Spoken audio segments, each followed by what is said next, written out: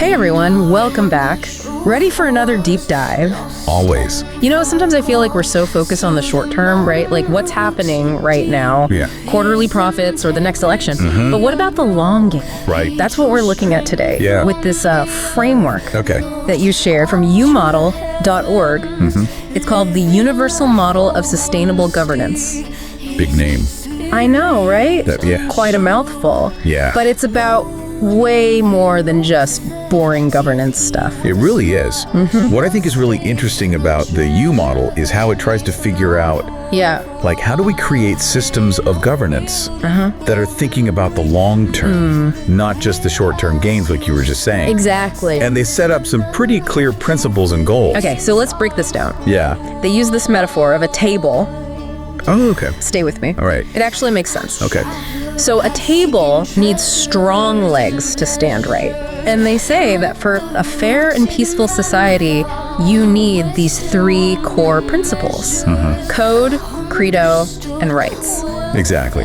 And like the legs of the table, each one supports the others. Okay. So code is focused on ethical actions. It's kind of like a do no harm principle. Okay. So for a company, that could mean ensuring fair labor practices, even if it's cheaper to outsource, you know. Right. Then credo is about the purpose of the organization. Okay. Is it actually useful to society?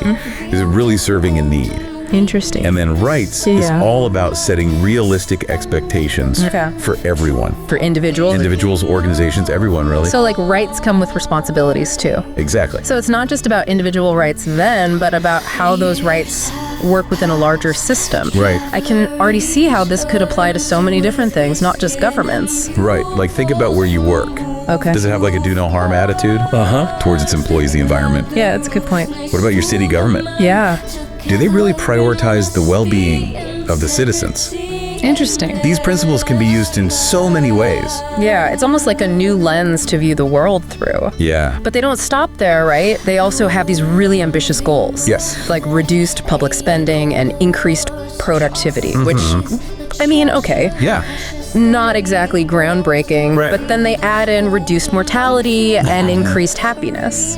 Now those are interesting. Yeah. They're looking past the traditional things like GDP. Right. The U model is saying, hey, economic growth is great. But what good is it if everyone's miserable and dying young? That's true. A healthy, happy population is so important if you want a successful society. Increased happiness. That's a policy platform I can get behind. But really though, how do you even measure happiness? Well, that's where the U score comes in. Okay. I'll talk more about that later. Right. But the big question here is, are these goals even possible? That's a good question. I mean, reduced mortality. Yeah. We're seeing progress in healthcare and stuff. But increased happiness. Yeah, what would that even look like? Yeah. It makes you